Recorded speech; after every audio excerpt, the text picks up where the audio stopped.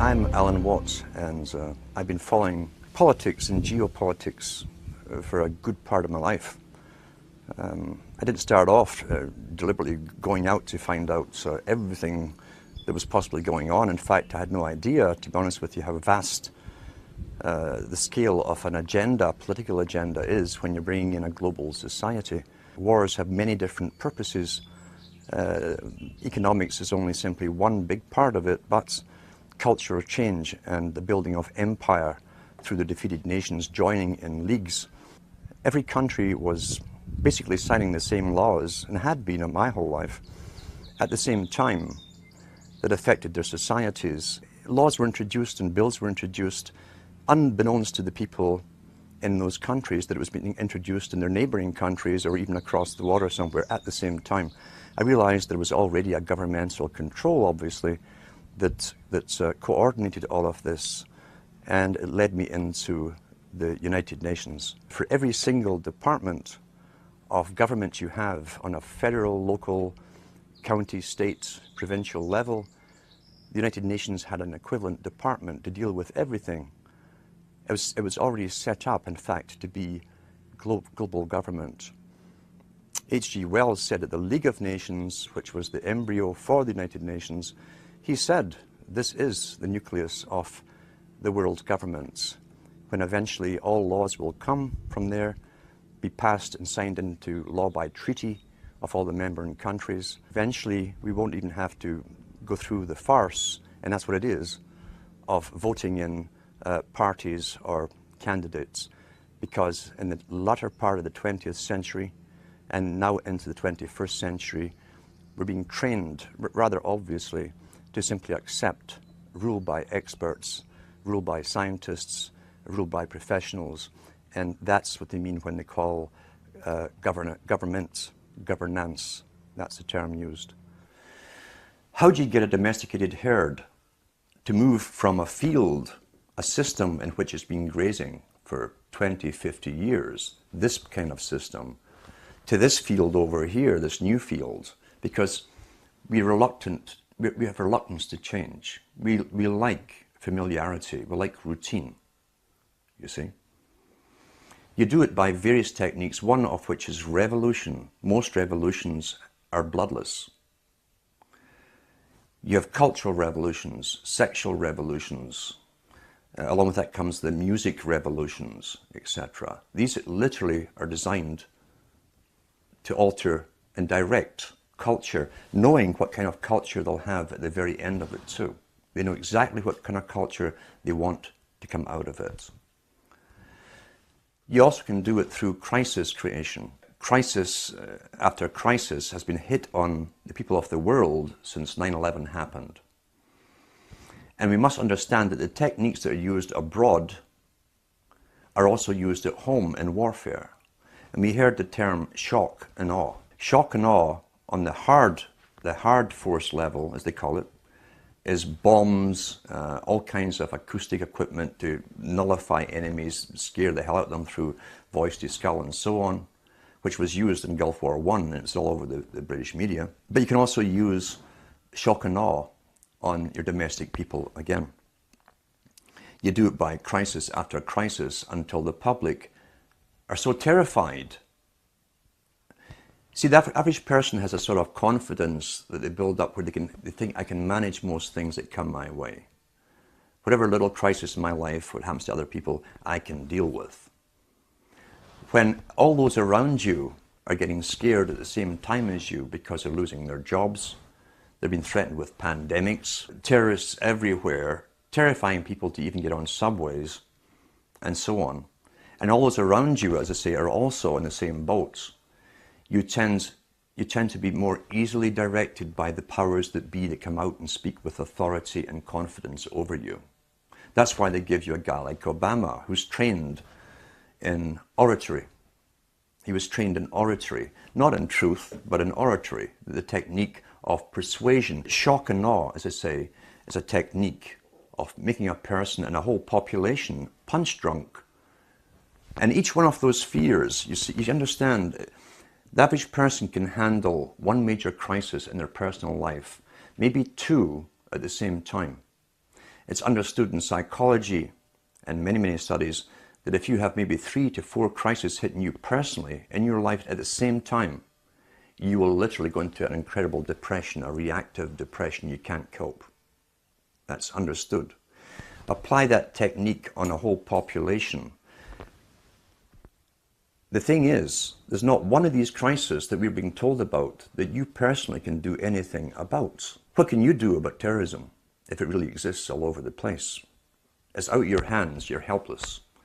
What can you do about a coming pandemic? It's out of your hands, you're helpless. What can you do about a nuke getting set off in New York Harbor or wherever? You can't, you're helpless. The message you're getting is that you're utterly helpless to defend, help, or save yourself. That is complete shock and awe tactic. It's been used not only in the US and Canada, but across the world. Same strategy, because we're already global with the global society running us all. Massive psychology and warfare techniques in psychology has been used across the planet to make us succumb to fear and crises, as I say, and none of which we can actually do anything about on an individual level. Therefore, the leaders are presented to us on screen with uniforms or business suits and ties as politicians who speak with confidence, all scripted, of course, and they seem to have everything under control. You're now basically a fearful slave looking up to the powerful master to defend and protect you. That's the simple technique of it. I've been speaking about the Rockefeller Foundation. I was mentioning the fact that in the United States, the Rockefeller Foundation, which also runs, I think it is the Carnegie Foundation today, maybe even the Ford, they're all combined. And the families that are given the intergenerational rights, if you like, or authority to lead the world to amalgamation under global governance. Mr. Rockefeller also is heavily involved in the world depopulation strategies. He funds abortion clinics across the planet. He also funds hundreds of other front foundations that you would think were independent from his, but they're actually front foundations. He funds them all through his money. You can trace them all back again to so-called family planning clinics across the entire globe, especially in the third world countries. It seems that Mr. Rockefeller is intensely worried about overpopulation in the near future from countries which will have no industry, etc. And he sees it as his right to start the decimating process, basically, of depopulation. Last winter, I got an invitation to attend something called the World's Citizenship Council, the annual meeting. That kind of floored me because the head of the World Citizenship Council is Mr. Rockefeller himself. And here I am speaking out about and against them. So this did not come out of the blue. They try and get you on board working for them.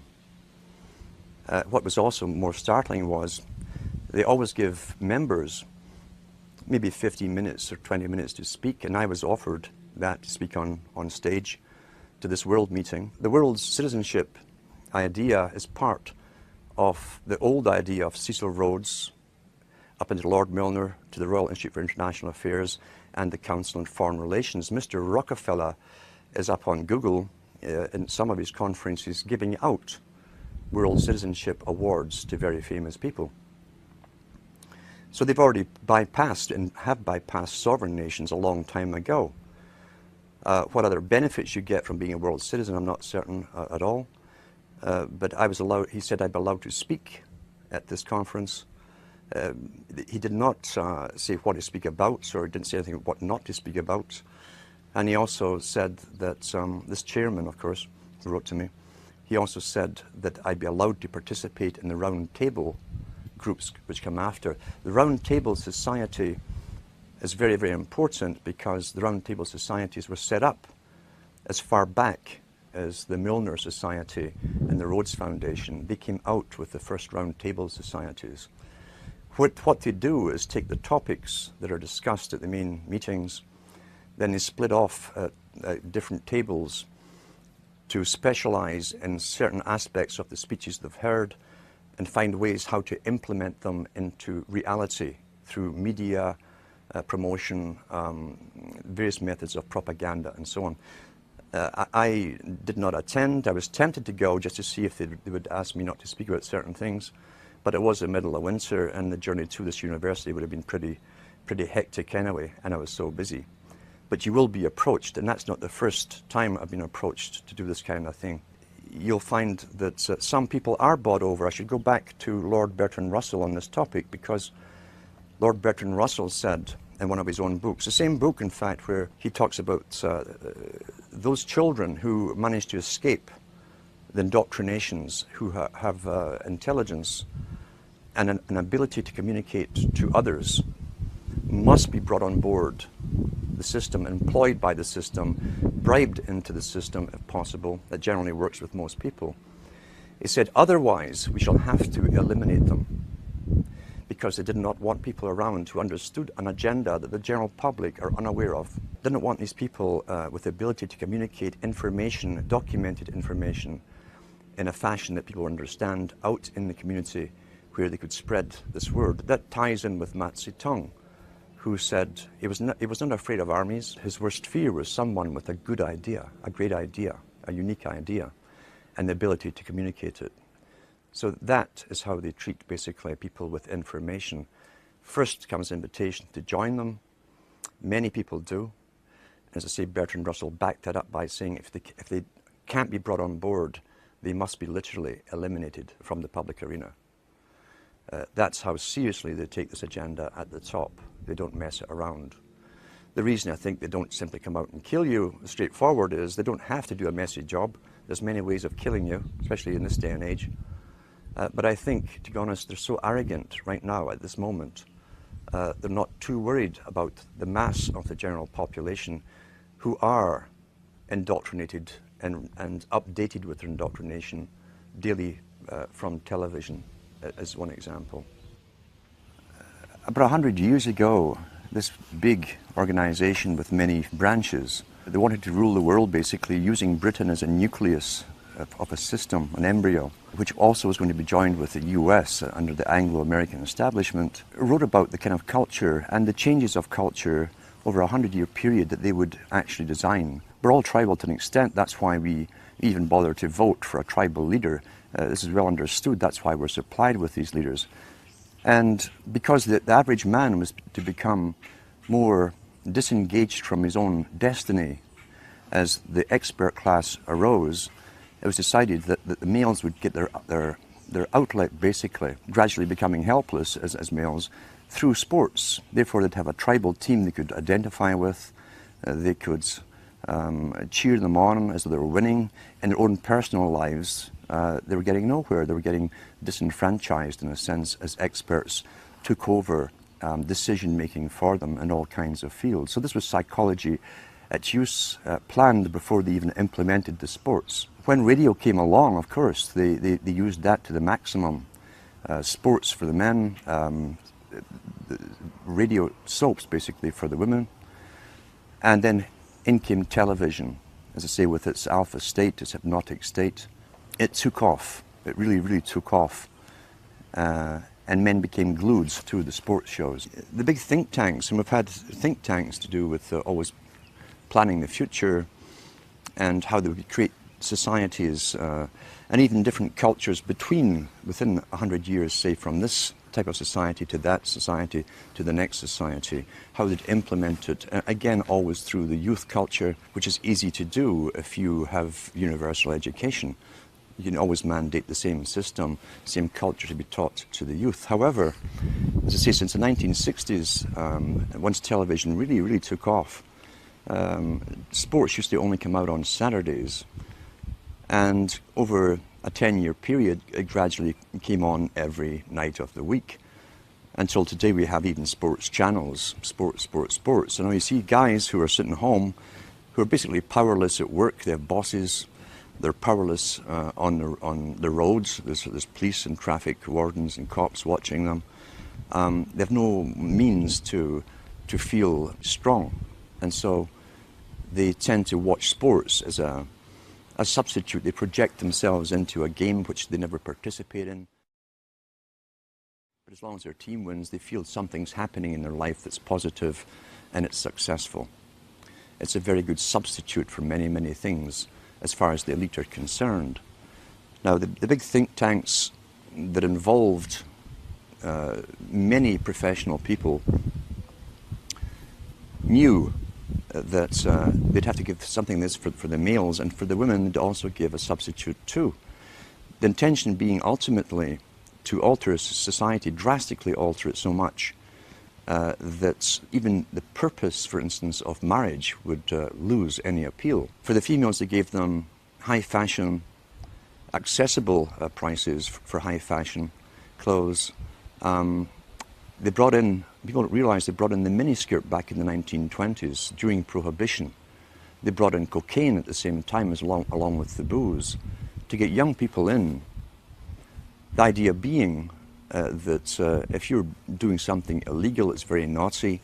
Youngsters love to break the rules, get together, we're all being naughty together, and sex and booze, coupled with coke being smuggled in at that time, had its desired effects, but not quite the way it was designed to have by those that planned that culture, the Bernays types. And Bernays was heavily involved in this. So they came out, as I say, with not sex and rock and roll, but sex in a form of jazz. The Charlton dance came in, the miniskirt came in, sex became rather rampant for the first time. All the old traditional taboos were broken with one generation, but there was fallout to this change, this massive change in culture. The fallout being that they did not have the antibiotics to treat all the sexually transmitted disease that came along. Secondly, they didn't have the legal abortion clinics to take care of the unwanted children that also were produced by hyper-promiscuity. They opened up big orphanages to try and take care of this, the boys' towns. They had ones for girls too. But there was so much backlash, especially in the United States, from the old Christian communities, that they had to tone it all down. It kind of flopped, as I say. Sexually transmitted disease became rampant, so did unwanted pregnancies and abortions. And so they went back to the drawing board, because remember, before this all happened, the big players, the new high priesthood, we'll call them, of the Time Lords, those who create the future, work in think tanks for the big establishment, had a definite mandate. The only problem was how do you achieve that mandate over a time period.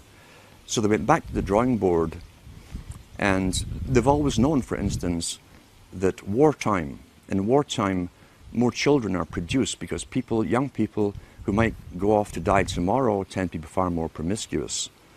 They brought this back after World War II big time and worked on it steadily. All our tax money went into one particular area of research, not just for the atomic weaponry and so on.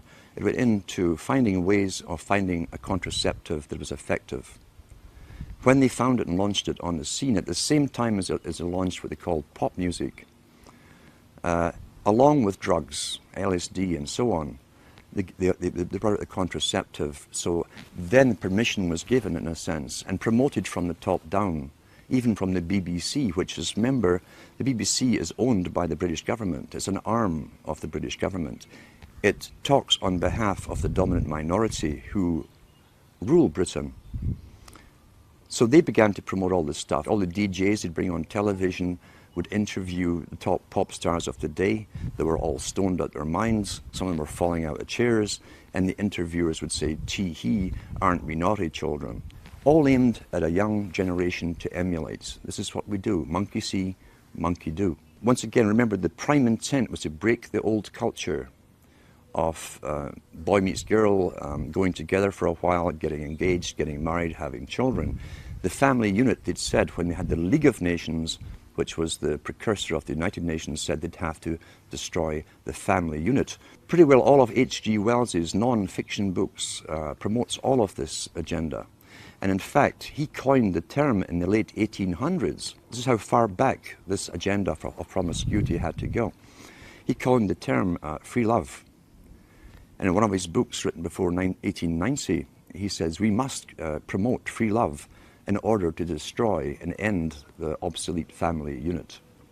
Once that's done, he said, the family is no longer in the way when government comes for an individual.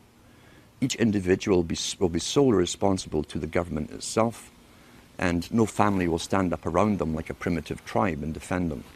At the same time, the foundations within the United States and Britain and elsewhere were funding what appeared to be far left groups, communist groups. So much so, as I say, the Rees Commission went in to look into this from the 50s to find out why top capitalists who owned international corporations and banks, international banks, were putting up foundations to fund far left groups. Well, we know now it was to literally destroy the old culture in order to bring in the new culture, the new society. So therefore you have the proliferation of sexual activity. The fallout still came from unwanted pregnancies, far reduced than it had before because of contraception. But then came the lead of the feminist charge, again funded by the Rockefeller Foundation in the States, to spearhead and demonstrate and demand the rights for abortion. If they could get the public to devalue human life, and that's in the writings of Julian Huxley. He says if we can get society to devalue human life, he says, and take humanity off its pedestal as a supreme being on the planet, then, he said, we can bring in our controlled society with a workable population. Everything works within culture towards an agenda. And as Plato said so long ago, over 2,300 years ago, he said, culture and cultural changes must be authorized from the top. If it's grassroots, truly grassroots, then it's outside of the elite's control, and ripple effects could occur, and it could spread anywhere. They couldn't control it, contain it anymore. Therefore, the major changes in culture, which Plato said came through drama and the emulation of actors, actresses, including fashions that they wore, and the music they heard, had to be strictly regulated and authorized from the top. The whole science of this, which was always a science, and understood by those in those businesses, was used to the maximum to literally drastically alter culture so radically in the 60s and 70s that they could never return to a past way of living. We tie that in with another big player, Lord Bertrand Russell, who had experimental schools under Royal Charter, where he could do things that anyone else would be locked up for doing. He said in his own schools, and there were mixed schools, he said that if he could encourage pre-pubertal sexuality amongst the children, encourage multiple partners from before puberty, he says the chances, because of study and observation, the chances of them ever bonding with one person for the rest of their life was pretty well obsolete, null and void, wouldn't happen. Therefore, that technique all came into play during the 60s. It was called free love. Drugs helped it along the way. And that was the beginning of what we saw as short-term relationships. Divorces became more and more common. Interestingly enough, divorces really took off not because society demanded it or it came from a need or demand from the people. Divorces took off because the Hollywood stars, and remember too, the drama industry, the entertainment industry have always said this, the people follow the stars. And they're the guiding stars in the so-called occult, you see. We tend to worship wealth and people and famous people. We want to be like them. We want to identify with them. The whole idea of divorces came out from Hollywood, with the top stars leading the charge for this. Women started to talk about it, who was getting divorced, what actress from what guy, and so on. And gradually it put the idea across to them that, well, if they're getting divorced, then maybe so should I. At the same time, the Bourdaise techniques were used through all kinds of magazines. At that time, 97% of all magazine publications were aimed at women. Because advertisers have said, and it's still taught in marketing schools today, women are far more easy to get to go along with something new than males are. So within all these magazines and write-ups about their famous actresses, their heroines and so on, the rich ones, the average women were reading these stories and identifying with them. They were being told that you can do anything, you can have it all. You could have a career, you can have a family, you had a home. They gave them utter lies, and they coined the term superwoman. So across the whole of Europe and the States and Canada, at the same time, always coordinated at the same time, the media entertainment industry were promoting stories of superwomen. And they'd find someone, real or imaginary, we'll never know, who supposedly was a CEO of a company, who had all these children at home, had a great husband, could manage everything and could cook great cuisine, blah, blah. And that, of course, is a fantasy. This put pressure again on most women to try and live up to the fantasy, as all advertising does. And most of the stuff we're getting is advertising, or at the very least is basic psychological manipulation. Bernays' techniques again. Remembering too that he called it the creation of a consumerist society. Well-behaved people, as long as there's money going around, they would go into the material world and they would forgo having children. That's the same thing as Charles Galton Darwin talks about. If we can encourage the woman and the male to go after the material benefits of the world, there's a slimmer chance they'll actually have children who tend to be economically burdensome. People were addicted to television in a very short space of time. Most people still today think that all entertainment to do with movies, drama, is therefore nothing more than their entertainment. It never ever was that case. The greatest social messages are promoted through movies and drama, high drama, through the fixation of emotive sequences, emotional sequences, not logical, factual sequences, but pushing points across in an emotional way which register and fix in the mind. So emotional content is very, very important, rather than going through an actual discussion or an argument using logic and facts. There's no debate. And when you're being downloaded through fiction, your guard is down, the censor part of your brain is not in action as you would in a debate or a lecture. You're actually in an alpha state, being completely downloaded with new ideas. Very similar to a computer. And so therefore, a culture industry, which is called by its own the culture industry. The Soviet Union had a department called the culture industry. Their actors and directors were called the cultural leaders. All you have to do is keep giving them new updates every so often, and you can change an entire country or a nation or a block of nations who are all getting the same upgrades at the same time along certain paths. Today we call it political correctness. Most people want to belong to their peer group. They want to be the same as everyone else when it comes to opinions. In fact, they judge their own personal sanity by bouncing ideas off their neighbours and friends who will answer back and agree on these same topics in kind.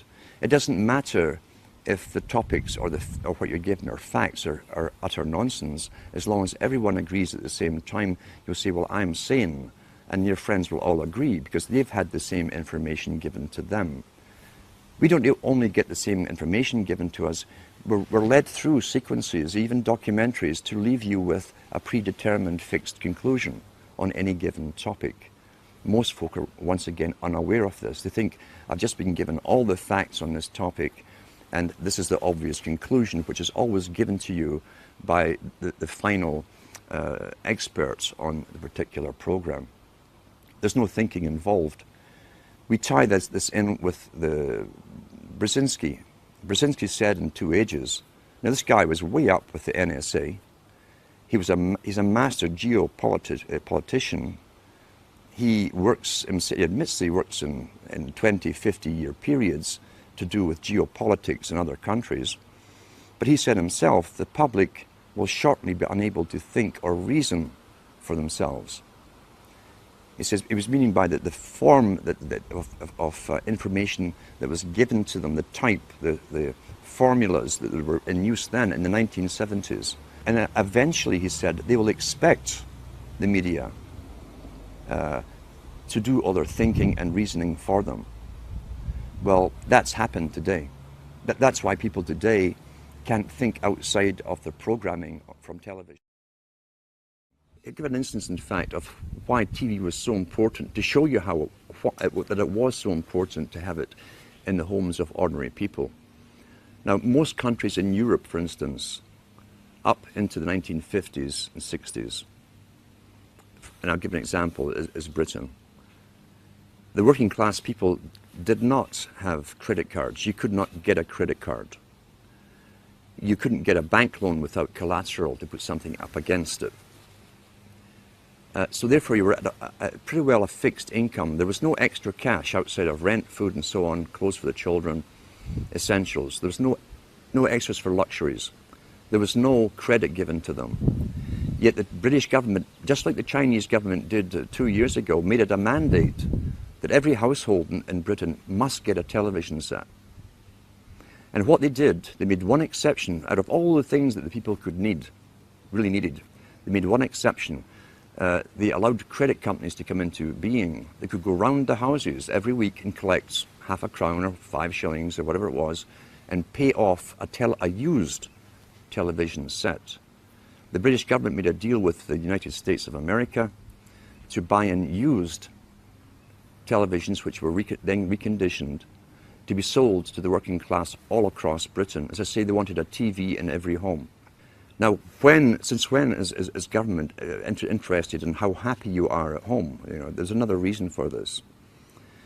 And sure enough, the working classes all got these DER. DER was the company that brought them all into Britain. And the guys came around every weekend collecting their half crown, 5 shillings. And suddenly and I can remember where I was, it was one of the last areas really to get television, a real working class area.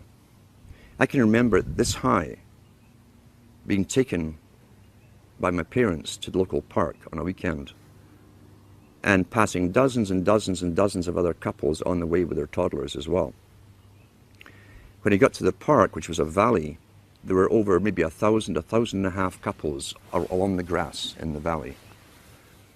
And that's where everything was discussed. Local politics, national politics, labor unions to do with their mining and so on. And everyone mingled with everyone else, old school friends and so on. That system had been going on for hundreds of years, where people communicated thoughts, real feelings, real things that really mattered to them and their communities, to each other, conversation. When the TV came in, and I was still about this high, within about a month, I could go down that park every weekend and no one was there.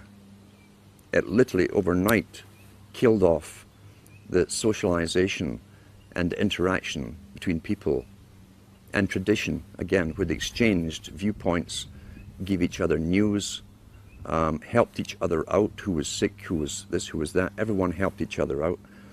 And from then on, you could pass rows and rows and rows of these, and they were called row houses, all joined together. And all you saw at night was the flickering of that bluish light in the windows. And that was the end. That was the end of real communities. It happened within a matter of about a month. The flicker rate on the television is very, very important. It was timed to be so many cycles per second, and it actually just meets with the brain patterns for an alpha state. When our brain sees it through our eyes, we start to adopt that flicker rate in our mind, and we go into a deep alpha state. Watch children and watch their mouths. They drop open. They won't hear their parents talking. They're hypnotized, in fact. Why would they give that particular flicker rate when they could have chosen of a whole variety of flicker rates? It wasn't an essential thing to have. So it was done for a purpose. It was meant to be hypnotic. It was meant to be used as a tool of propaganda and indoctrination, even through the guise of entertainment and so on. It also was to create a new society because they were the avant-garde, as I say, leading the sexual revolution through drama, through little documentaries, fiction, non-fiction, all combined. Once again, back to Plato. The audience see what they see. You understand that it's even worked out towards different age groups. There's something on for everybody's age group. Each age group is actually being updated as well, even the elderly ones, into new ways of thinking or seeing things. But the target mainly was for youngsters. If we take one of the world's experts on propaganda, who was Jacques Ellul, who wrote extensively on how the mind works and how all entertainment, he said, that has to do with government programs such as police, detective stories, detective series, which contain little human dramas as the hook that you identify with, to make you watch the whole story. Child gets kidnapped, detective goes on a hunt, he goes through hell and fire to get that child back. You identify with the hero if you're a male, you'll identify with the heroine if you're female. And that's the hook to get you to watch them. But what he said was all dramas to do with police or even the military in movies are pure propaganda. Pure propaganda. The human story is just the bait to make you watch through it, to get you to identify with it. Because once again, there's always a message left somewhere in the movie. It might even be a message that's against your own morality. It could be where the cop, for instance, does sleep with this beautiful woman while his wife was at home, and it's all part of the story, and even tell you why he did this. He was feeling down that day, blah, blah, blah. And so you've just again altered your viewpoints on how you yourself might behave in that situation. And that sometimes that kind of thing can be justified. That's how you're downloaded through entertainment. It's there to alter and direct and always upgrade into another step of the direction that the entire culture for someone else's purpose. Let's talk about the effects of the alpha state first of all. Recent articles I've even read on the air from various science studies show you that even when you switch off television, you remain in that alpha state for maybe 45 minutes to an hour, sometimes longer, depending on how long you've been watching it. With high definition, again, why would a president of a country mandate that all TVs had to go high definition? Is it because he really cares so much about your happiness? And he wants better quality for you? Or is there another reason for it? Well, I'm sure the effects of the old flicker rates and what it did will also be incorporated in high definition, but with even more added benefits for bringing you into a complete hypnotic state. How do you wake someone up who's addicted to television? You can't. Very, very simple. You can't get your daily brainwashing where literally it's bypassing any consciousness in the person. You can't take that every day and still try to wake up and learn at the same time. I've known people who've gone through complete withdrawal from television and gone into depressions because their entire routine is broken. They also have time on their hands, which is a big aspect of control, remember too. If you can take time away from a person who can think for themselves, who might say, oh, I'll go and read a book, I'll go and study something, or if you can take that time away from them and have them mesmerized in front of a television set, then you'll keep them dumb, stupid, compliant, and going along with the system. I always advise to people, if you know someone who's watching TV, it's quite simple to find out where they are mentally, psychologically, in the understanding of things. You can ask them a few simple questions. If they give you standard television answers, forget it. Simple as that, forget it. If you see some spark of their own opinion coming in, there's maybe a chance you can do something with them. But you cannot get a... You see, television it can be classified as a drug. Any addiction is still an addiction. Television is an addiction. People watch 4 or 5 hours per day. Top psychologists and even the United Nations have talked about the use of television for creating the new culture for children. How many people know that all government agencies or departments, all governments in the world, basically, have departments of culture which hire cartoonists and pay their expenses to do cartoons, always incorporating the latest political correct story to do with environment, waste, bad adults, and how they've destroyed the planet through their consuming, etc. How many people realize as you plonk your children down in front of it to babysit them that they're actually being brainwashed scientifically? And these cartoons were designed by experts to get their message across to those children, implanted in their young minds, fixed in their young minds forever, for the rest of their lives, ongoing daily, and even right down to the novels that you read to children that are designed for children too, which will incorporate all of this, all paid by government grants to authors and writers. You literally have to take it into your own hands. It's one of the most dangerous tools that can be used. It's also dangerous in this extent that why do you think government licenses TV stations? If you were an independent producer, TV station who came out with this kind of information, you would not get a license. You'd have to be authorized and politically correct with a whole bunch of things to do and not to do written out before you'd be given a license. And you'd be checked on every so often to make sure you were following those topics that you're allowed to. If you want to advise people on television, and you can do this with yourself, how to train yourself, how to watch television. If you never get involved, you understand a storyline, you watch a movie, but don't get involved in, as I say, there's always a thread or a hook for you to follow, a plot, whatever, the chase. The guy always ends up with the beautiful woman at the end after going through hell to rescue a child or whatever it happens to be, or save the world.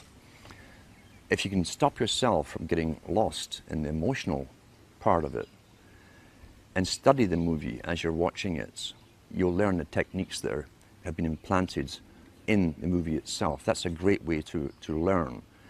If you can do it with yourself, you can also show other people how to do this, to actually study everything as it's been presented to you.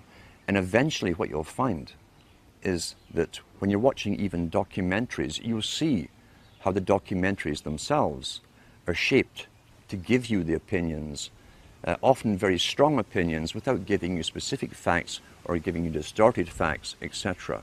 Learn how to critically analyze and think as you're watching. And if you can show others this technique, a good example is sit down with someone who regularly watches a good movie, one that you've previously watched, and then point out all the politically correct little inserted words, slogans, phrases that have been put in there, and show them how it's been done. That way it can actually be fun to study television and write down all the different things that they've missed, but it's all implanted subconsciously in their mind, because those implants, those subconscious implants, will become their opinions, and they will never know how they arrived at them. They won't remember it's from this particular documentary, this particular movie, or whatever. So that can also be fun. That's a positive side of it. You can train anyone to do this.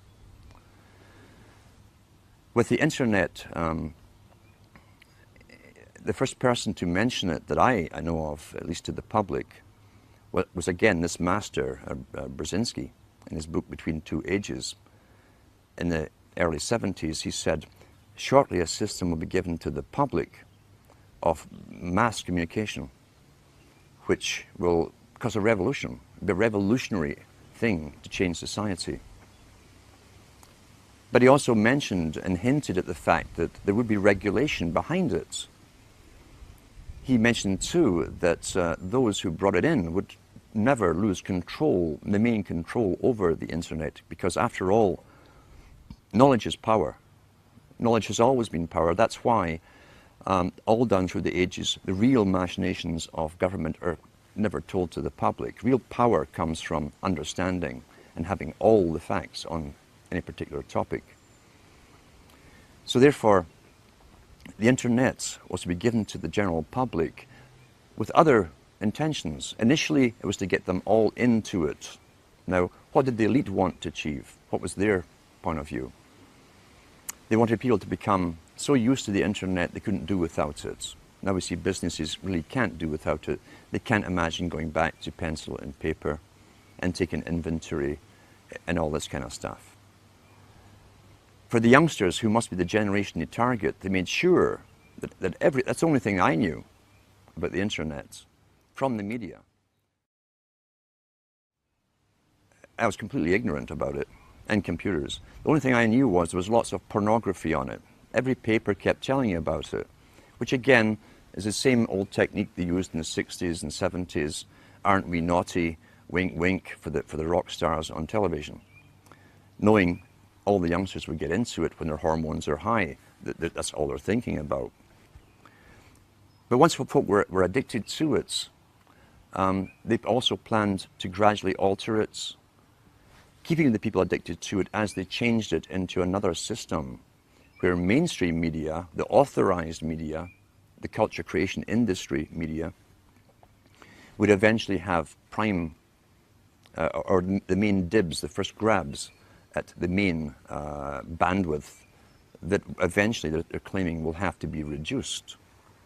So in the meantime, there's never been a window of opportunity for the general public to use a medium to communicate to each other alternate news, verified facts to each other as we have at the moment. That eventually, supposedly, is going to be policed.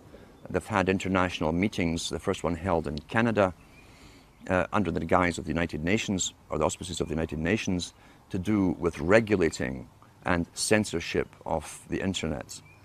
They have these meetings every year as they add more laws to it. We know the cloud system is to come in eventually. It's been all over the media in Britain, where you won't be able to store anything on a hard drive. You won't even need a hard drive eventually.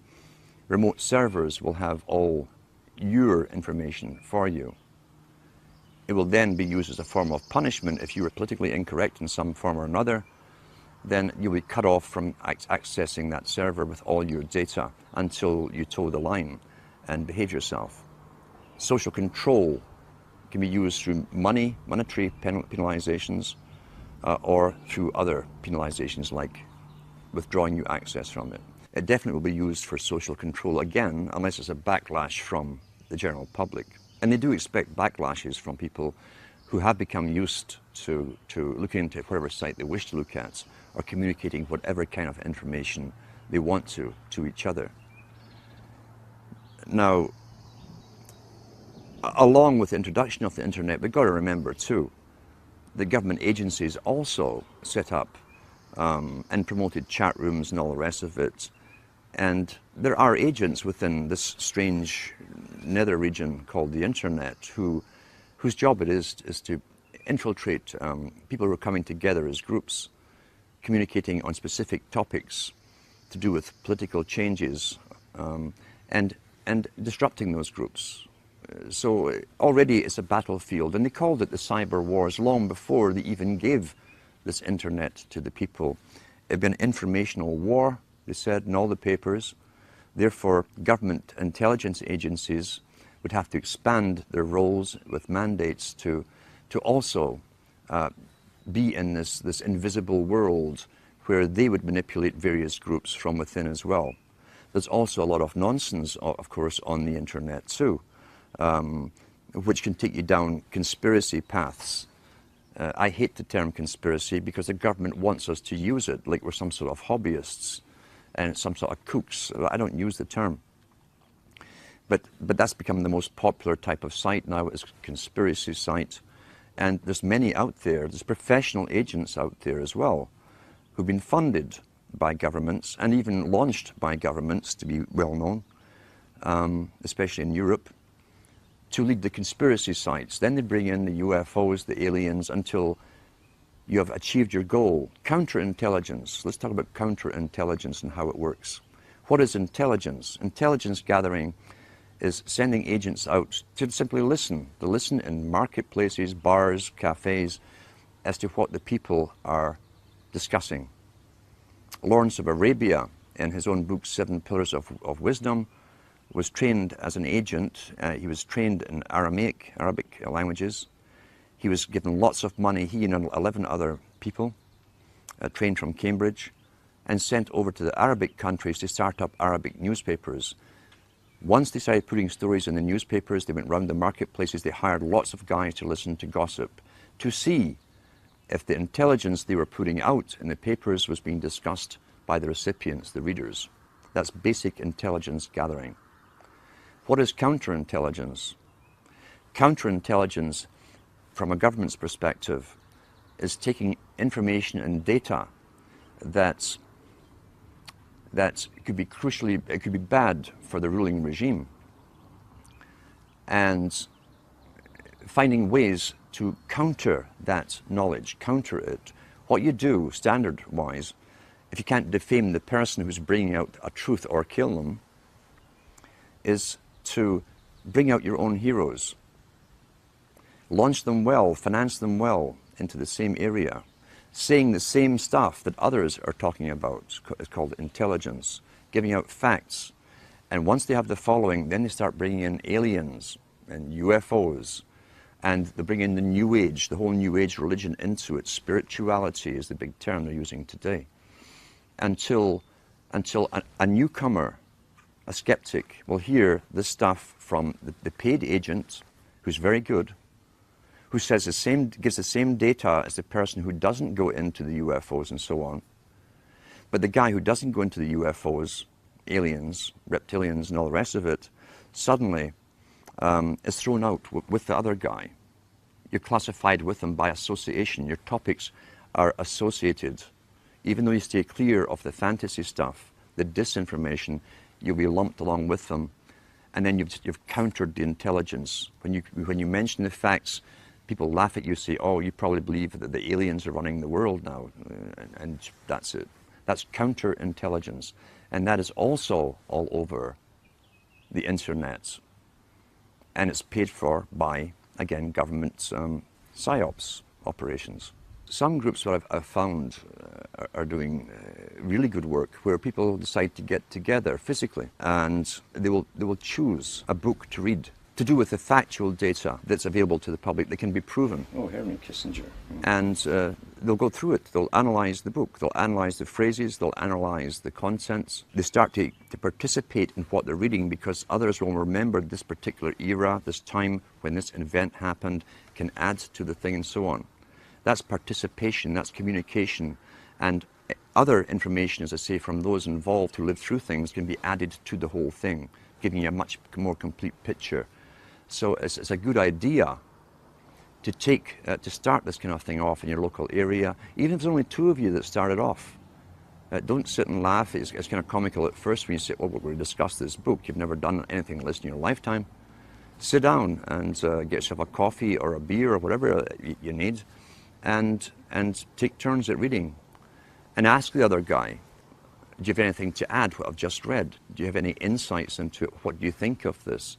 It gets you stimulated into participating and really thinking, because everybody who's alive today has been trained literally not to have to think. As Brzezinski said, shortly the public will be unable to reason or think for themselves. They'll expect the media to do the reasoning for them.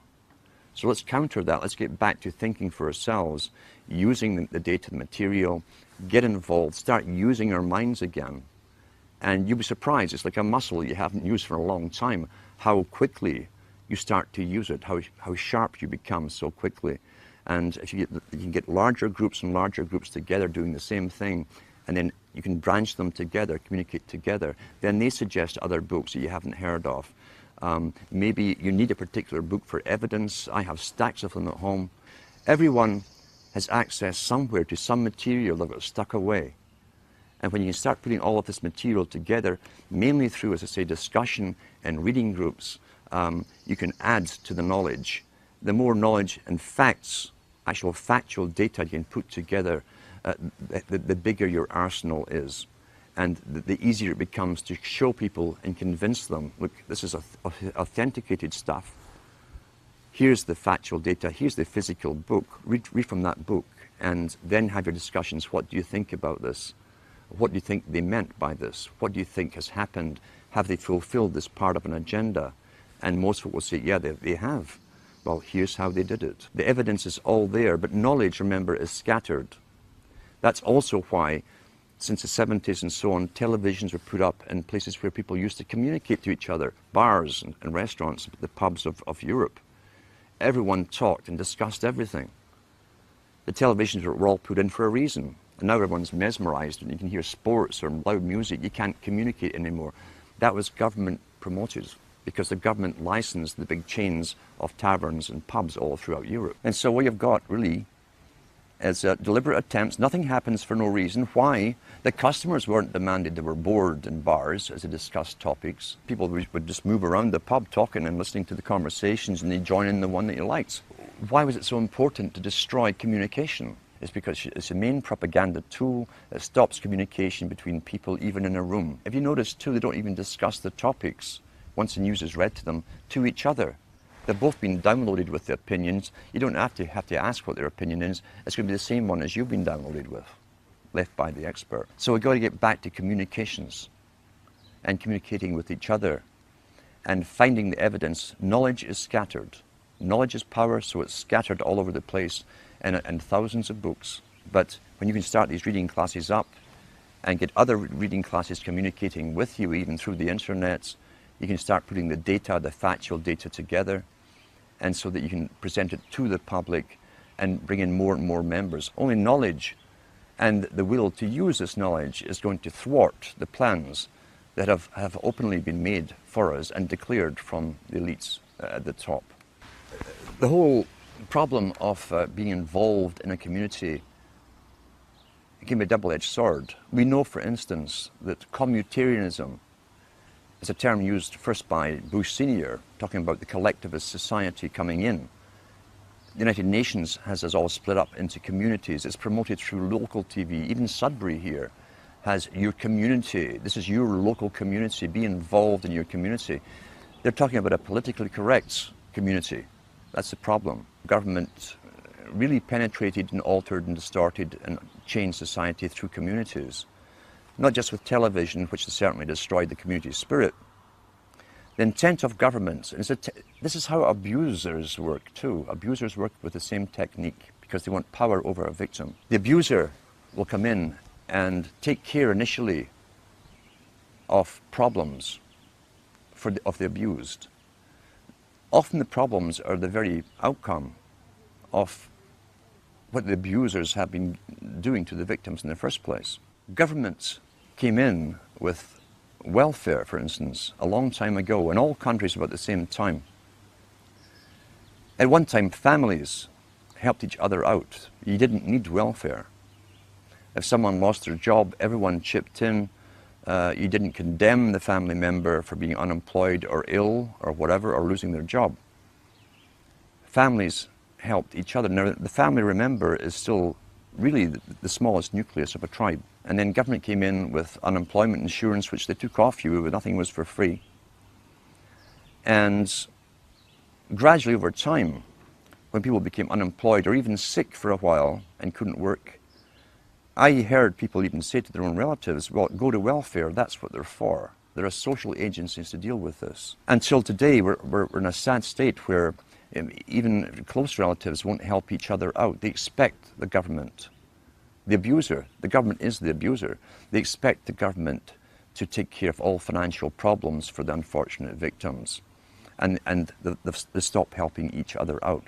We've got to start reclaiming the rights to, and you can do it personally with people you know, to help other people out and start countering the government's mandate. Because the government's mandate is for control over the victims, not to help the victims.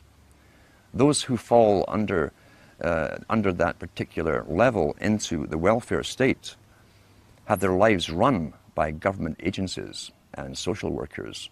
That's what Huxley says. He says that they won't need their survival capabilities.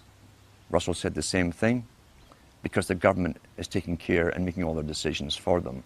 In order to help you, it's really to take you over and have you obeying them and their system. That's what you're up against, a planned war strategy, making them dependent upon government services, not their family units, not their brothers and sisters, their fathers or mothers, but on the state itself. We've got to counter that and become involved again in the lives of those around us and have our own true communities. It doesn't matter if there's only 5 of you in a community, even if you live in a town or a city, that's your own little community where you all have something in common. What it really is gaining knowledge for your own and others' self-preservation and survival into the future.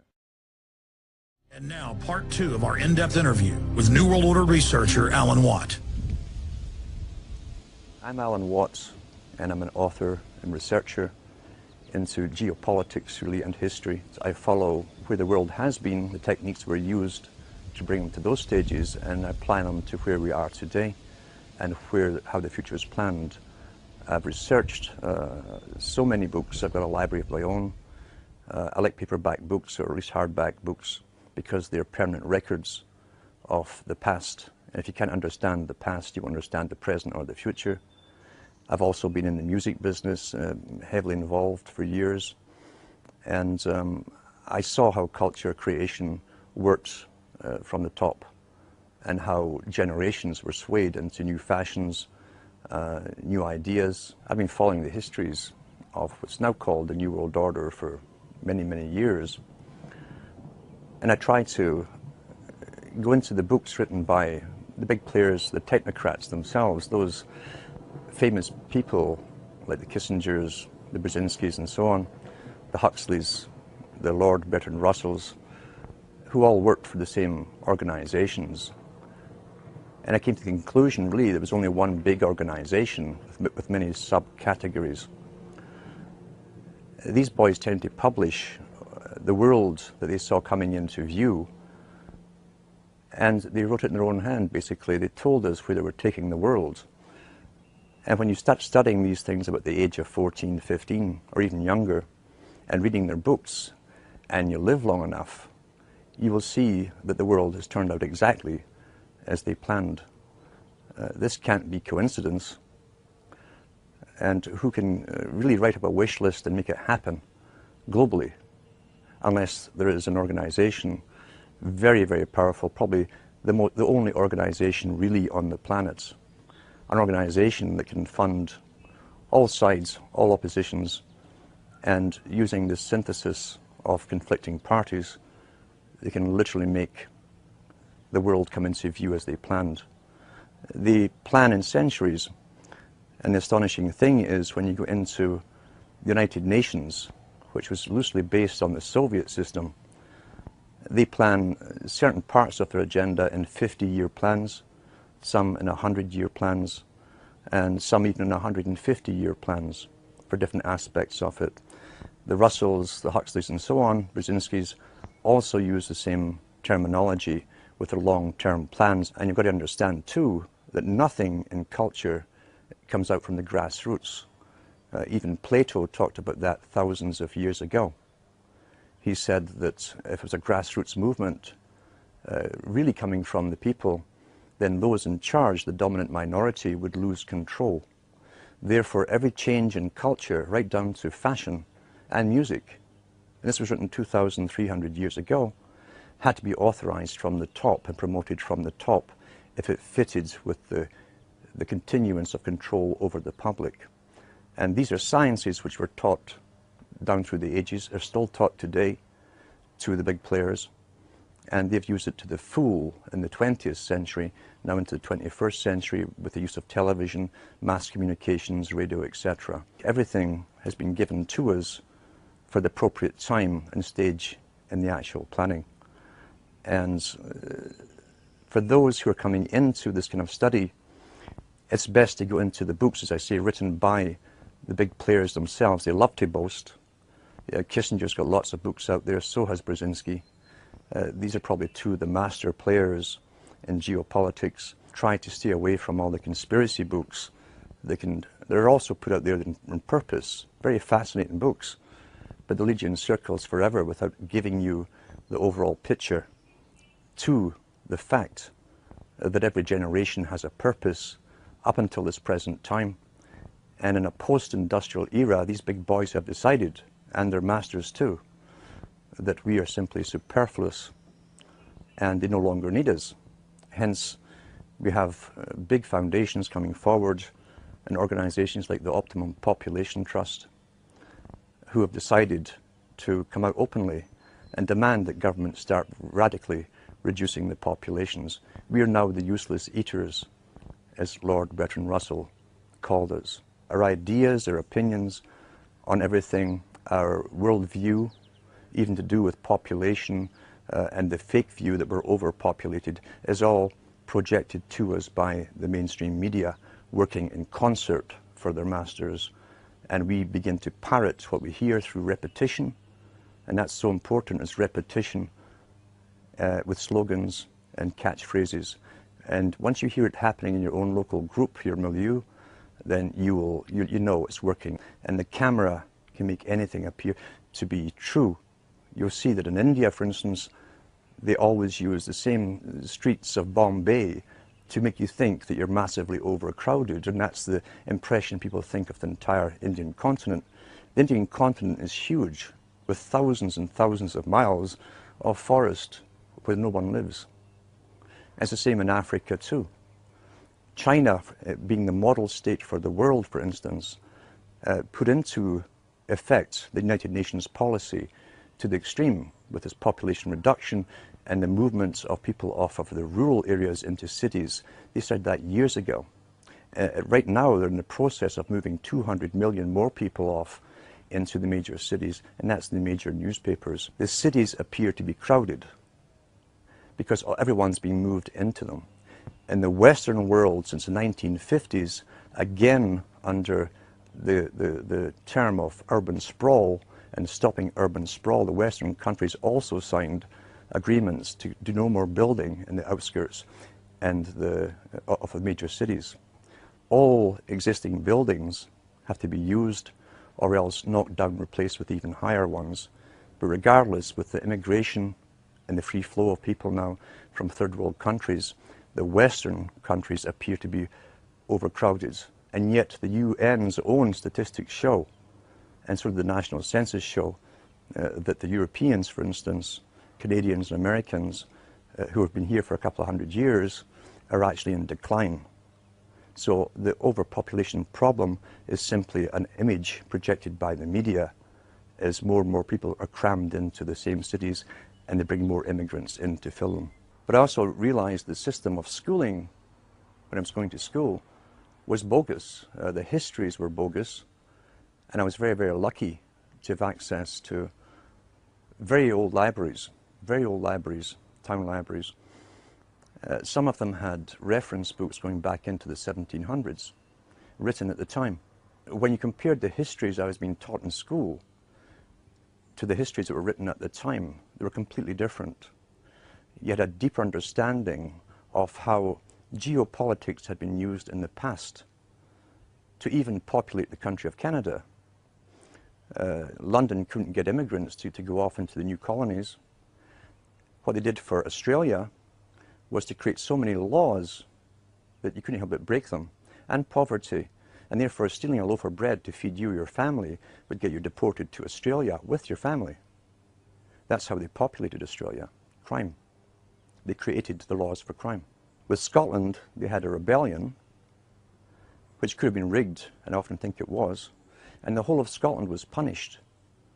And they deported millions of the Scots off to the Americas to populate the Americas. This is geopolitics in action. That's how it works. And whole peoples are often moved from their land because the elite masters want them elsewhere to be productive for themselves, the masters. When you look at the strategy for the US and Canada, again, long-term strategy, long-term planning, you'll find that the big corporations of their day, the Hudson's Bay companies, the Fraser companies, were given charters to own the land before Canada was Canada or US was the US. They were simply called the Americas. These were private international corporations that had the power of life and death over everyone who lived within their areas. The Queen or the King had a consulate in every country, Lieutenant General or Governor General, they call them. We still have one in Canada today who represents the Queen.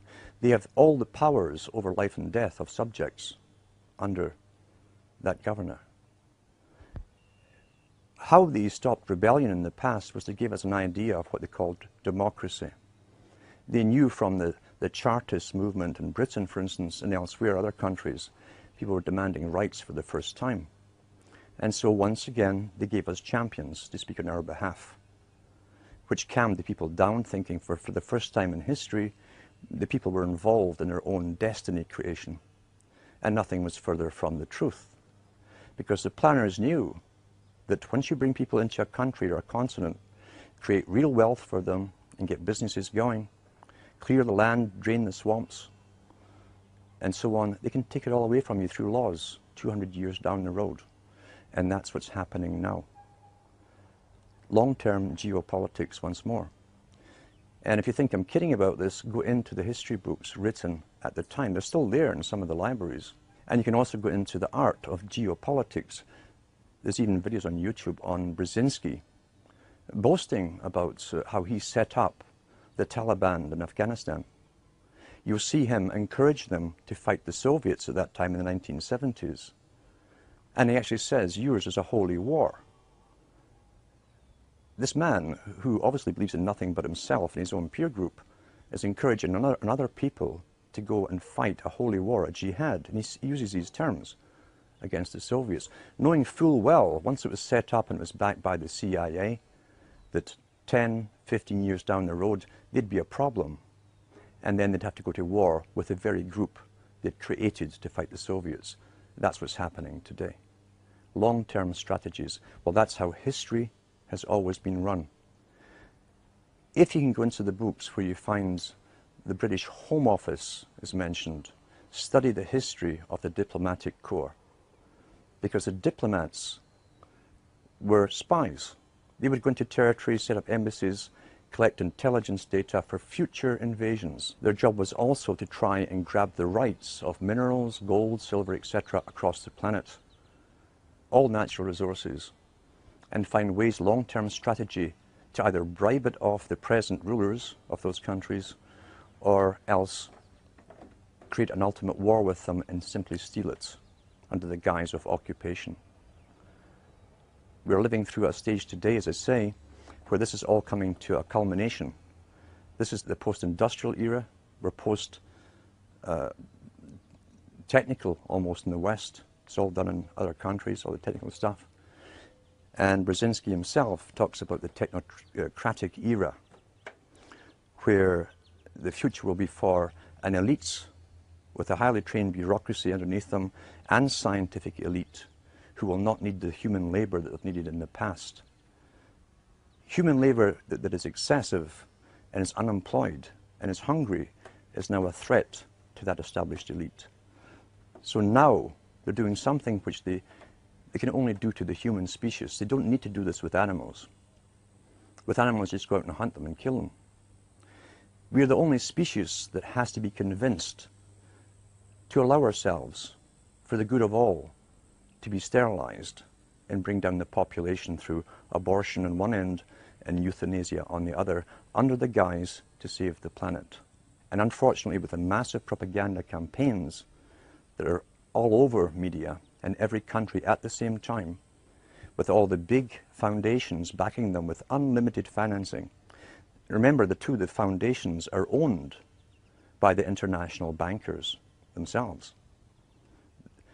Then they can pull all of this off, and unfortunately it really is working. In kindergarten now, you walk into a kindergarten anywhere in Europe or the Americas, and you'll see the rainbow inside every single one of them. You'll see all the terms about the world. Here's the globe, we're all global.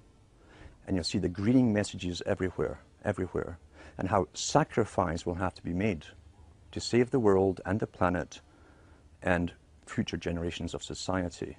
Sacrifice. You tie that together with the institutions that were comprised of the Fabian Society. It was a member of the Royal Institute for International Affairs. That's one society. The Council on Foreign Relations is also the same thing as the Royal Institute for International Affairs. They are what Thatcher and Professor Carroll Quigley called the parallel government. They have told us what the future is going to be. Some of their members have even written books about the need to cull off massive amounts of the population by any means possible. And so we see this final stage being pushed as they convince us that we are the problem. The Club of Rome, that also belongs to the same group, in the 1990s, the two founders said that back in the 1970s at the Club of Rome, they were given the task as a premier think tank for the globe, this global society, the task to find ways of reducing the population and controlling the people to go along with this, convincing the public how to go along with it. And they said they looked at all possible means of doing so. What had worked before? Again, geopolitics, strategy. Under warfare conditions, the public will give up freedom. The public will be directed by governments, bureaucracies, and police, military, etc. Under warfare, the public sacrifice. They'll have less food, they'll ration stuff. They go along with it to save themselves. Therefore, they'd have to find a warfare strategy, a reason for war. And what they came up with was that man was the enemy of the planet. They said the idea that global warming could be created and blamed upon mankind would fit the bill. These are the words they used. That would fit the bill, written in the 1970s, and decided at the think tanks then, and published by the guys involved in a book called The First Global Revolution, well worth reading. When they hit upon an idea from a premier think tank, they will never change that agenda. I've said before, it wouldn't matter if we're up to our eyes in snow all year round. They will still stick to global warming. That's the agenda. Now, of course, they've changed it slightly to climate change, which simply means changes in the weather. And they're in the process now of convincing the general public to be afraid of summer, for instance. It's all done through the alteration and distortion of perceptions. Massive psychology is used on all of this. And they certainly understand mass psychology of the general public. These boys don't simply announce things or make up a wish list of the future and send it up the chimney to Santa Claus. When they come up with an idea, they implement it. I've followed the United Nations Department of Statistics as they announce every single year the sperm count of the Western male, which has been falling drastically since the 1950s. They say that it's down by about 75–85%. Now, when something like that's happened across the whole of Europe and the Americas in 50 years, and they suddenly started noticing it 50 years ago, sudden onset, and there's no crisis made about it. There's no comeback after announcing the statistics. They just tell you the cold, hard statistics and go off to the next statistic on some other topic. That means it's part of the agenda. Otherwise, it would be a crisis. If this wasn't planned and part of the agenda, believe you me, it would be a crisis if they didn't authorize it. And now they tell us that the average American has less than 20% sperm and only about 15% is motile. That's not a coincidence. What happened in the 1950s to start out this ball rolling? In the 1950s, they suddenly put all the known female synthetic estrogens into food supply. They put it in baby food. Procter & Gamble were the first one to admit, after investigation 40 years later, that they were using a rinse to supposedly sterilize the baby bottles, and it contained bisphenol A. An odd thing to rinse baby bottles with, when bisphenol A is the very thing that attacks young male children at that age and stops the testes from developing properly. You go back even further into more detail and you find out that the cosmetic industry were using insufflatants. Insufflation is a technique where certain carriers are put into the creams themselves, and these creams then absorb into the skin, carrying other chemicals with them. They're almost like they carry the payloads into the target in the bloodstream. We find that the women were highly toxic with the artificial bisphenol A and other ingredients, and therefore within the first 8 to 12 weeks of pregnancy with a male child, there's a very good chance that male would grow up to be either almost completely sterile or, as I say, maybe have some motile sperm. This was all understood 50 years ago. Bisphenol A, for instance, was discovered in the 1890s, and the properties it had against humans, especially males, was known then too. Now it's in all the beer cans. Great target, males again. They line the cans with it. There's been many exposés on it now. The CBC in Canada, which is a government-owned television station, it's the BBC basically of Canada, did a documentary series called the Disappearing Male. And it goes through all of that in that particular talk with proof. Also, when we go back to the writings of Lord Bertrand Russell and Julian Huxley and Aldous Huxley, who were also related to the Darwins, by the way, you'll find that they talked about ways to sterilize the populations in the 30s, 40s, and 50s. But of course, and they even said they would use the needle to create a compliance, pliable population, meaning to dumb down the people and also to bring down the fertility rates.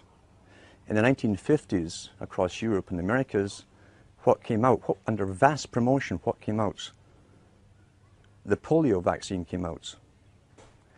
That was the first one ever to come out through a mass fear campaign, a massive fear campaign.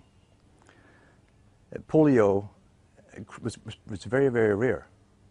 Yet if you go back to the old PATH black and white newsreels that they showed all over the world at the time, they showed you the same one boy in the iron lung, and that terrified the whole world. How many polio cases was actually there? Was it really polio? We do know that from those first shots, those injections, the generation that got them all ended up with carrying 100 simian viruses, live simian viruses in the shot, and simian 40 only had one function according to the maker, the discoverer of the vaccine, and that was to cause cancer. And I also have a copy of the discussion with this particular man and his staff admitting that. They knew that at the time. What they said was they thought the risks outweighed the bad benefits that might come along down the road. That was their excuse.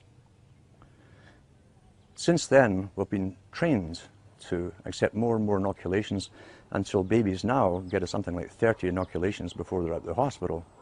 When you look into the big manufacturers of inoculations, like the Baxter Laboratories that were in the news recently because they sent out live flu virus along with the bird flu virus mixed together, and were caught by another country who tested it on ferrets, and the ferrets all died.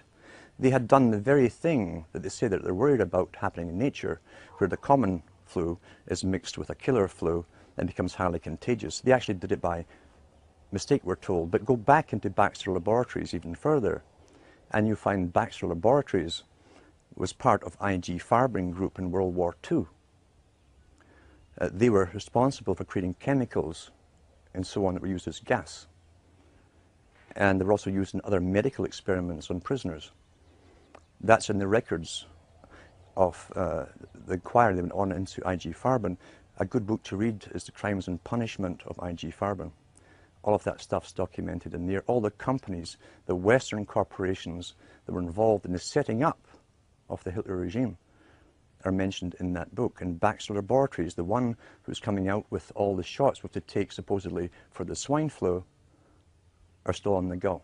So when you go into, let's say, Connaught Laboratories as an example, Connaught Laboratories was employed during World War II to manufacture bacterium and viruses, fungus that would attack wheat and corn, etc. in Germany. Mr. Banting, who discovered insulin, the great hero Banting, during World War II, his main occupation was finding ways to annihilate the food supply of an entire country. And he came up with ideas of creating a form of what we now call mad cow disease, something that rotted the brains of the cattle for herds, dairy herds and beef herds. And it was manufactured in World War II. And I often wonder if there really is such a thing as mad cow disease, is that where it came from? But to say these big laboratories and Connaught Laboratories eventually became responsible, for instance, for the blood supply for hospitals and hemophiliacs and byproducts of blood supply for Canada. When Mr. Clinton was in power, he signed a deal with some prisons in the US where the prisoners would get $1 or $2 for a pint of blood. And this stuff was all to be sold to Canada. And almost every hemophiliac in Canada, everyone who got the blood supply came down with hepatitis and various other diseases. The government held about a 10-year inquiry, waiting until they're all pretty well dead, maybe 1 or 2 survived, before they paid out compensation. They knew at the very beginning that this blood was contaminated. And these Connaught laboratories, part of the industrial military industrial complex used in World War II, buying the blood and selling it and distributing it across Canada. When the CBC did a documentary on Connaught laboratories and their role in this, the little guy who purchased it was caught on the steps of his office of the building, and he turned around and he said to the camera crew, who questioned him on all the deaths that were caused in Canada, thousands of them, he said, "It's business." That was the only reply given. I've said for many years that the biggest international corporations are real corporations, but they're also front groups for one system. During the Cold War, for instance, many books were published on the war, how it would be won, and so on. And what they all agreed upon was those with the highest technologies would win. Now, if you were in a free enterprise system, you could never allow inventions coming out of nowhere, unauthorized, especially in communications and different means, to be given to the general public. Therefore, the CIA, MI6, and other countries' agencies created front organizations to lead the charge and control technology. You could never allow free competition in technology and give it to the people without authorization. It has to be permitted by those who rule. That goes across the board with everything, as I say, from those who rule. You create culture, you manipulate culture, you give the public what you deign to give them, you suppress that which you don't want the public to have. It must be under a control. You cannot have that with a true free market enterprise and true entrepreneurism. You can't have it. Therefore, you put up the front companies. They're real companies. They will really manufacture stuff, but it's what's been authorized. And guys at the top, CIA, MI6, fund them and run them. We've seen this with different banks that were set up by CIA in the past, where they funneled money to all the major wars we were fighting. It was the BCCI. It was one of the first ones that collapsed. Papa Bush was a director at one time, and then he was back to being director of the CIA. These are front massive banks, massive corporations. A difficult thing for some people to understand is what's happening today is not just an elite making a final move to take over anything. Every generation for hundreds of years has been brought up with the same elite's predecessors, designing and running the show for each generation. The elite, in fact, are simply moving their system into a new system, an updated system to suit themselves. That's a hard concept for people to grasp. They've been trained to believe things are happening at the moment by happenstance, by crisis coming out of nowhere. And here's what we must do. We must solve this problem at the time. Nothing is further from the truth. And when people wake up, they generally go through the same stages as someone who becomes bereaved when you find that democracy never existed in the first place. You go through an anger phase, a depression phase. You'll blame whoever is handy, and then hopefully you emerge from it and you become active and you want to learn what's really going on and what has been going on. But you'll also eventually come to the realization that you're up against something, a system that's very, very, very old. It's the only truly organized system on the whole planet. It uses sciences that are ancient in population management. It It gave us a system of money. Money is a tool that we must believe in to serve them.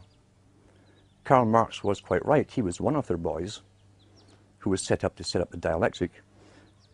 And he was quite right when he said that money is a tool of the elites. It's essential that the people who stop bartering or working for themselves and start using money as a means of exchange, which then can be taxed back from them, are becoming slaves. Because under law and legality, for 1,000 years, no one could take anything from you. Money represents your food, your home, everything. When it's taxed back from you, they're creating a form of slavery. Therefore, it's essential that the workers believe in money. The elite have all the money in the world. They own all the resources in the world. They don't need money, but they need us to believe it's the only thing that we must use. Today, the power of the purse, as they call it at the top, is being used to the maximum to tax almost everything back from the people that they earn. You tie that in with Charles Galton Darwin in his book, The Next Million Years, where he lays out the next few thousand years up to 1,000,000 years for the elite and all the changes that will happen. The grandson of Charles Darwin, who again was related to the Huxleys and many others. And he said, we are in the process, in the 1950s he said this in his own book, we are in the process of creating, he says, slavery has always existed in one form or another. There's different ways to have slavery. You can either get a bunch of henchmen, force a tribe into obeying you and being your slaves. That's a lot of force. But you have to feed them, etc. Or you can allow them to keep so much of their earnings for themselves, to maintain themselves, and take off all the rest to supply the elite and the structure of the system over them. But he says we are now in the process of creating a more sophisticated form of slavery. In other words, the general public who would drift into the system and it would become natural for them would never twig on that they were actually slaves. You tie that in with the institutions that the Huxleys and the Darwins belong to. The Royal Institute for International Affairs, which has branches in every country in the world, they set up the United Nations. They said in their own writings, from the earliest times to the present, the world they're bringing in is to be a world where everyone who is born, or would be allowed to be born, would be born to serve the state. That would be their sole function. That's if they had a job for you to fulfill or a need for you. But it's a more sophisticated form of slavery. And we're going through it today. These families have been at this for at least centuries, and I think much, much longer. Why is it that the Rothschilds come onto the scene as a revolutionary family? Why is it they suddenly could take over 5 countries with 5 sons, create central banks, or take the central banks over that already existed? And why is it that right to the present time they're in the forefront of world politics? Why is that? Why doesn't a generation of the Rothschild go off in some other direction or lose interest? You're dealing here with a specific religion. A religion and a cause, a purpose. You will only find this kind of fanatical intergenerational devotion to an agenda when there's some kind of religion involved in it. When did all these families crop up? With the banks. We find that when the Rosicrucian court was created at Queen Elizabeth I's court, and that's open history today, John Dee, Francis Bacon, Francis Drake, all these boys were a member of the Rosicrucians. It also broke out in France and Germany at the same time, and they even announced their presence by billboards all across Paris.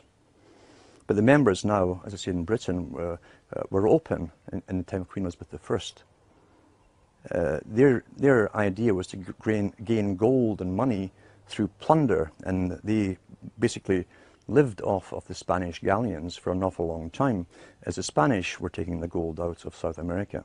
But John Dee and Bacon also were advisors to kings and queens. And they wrote about how to control, guide, mislead, and always fool the populations.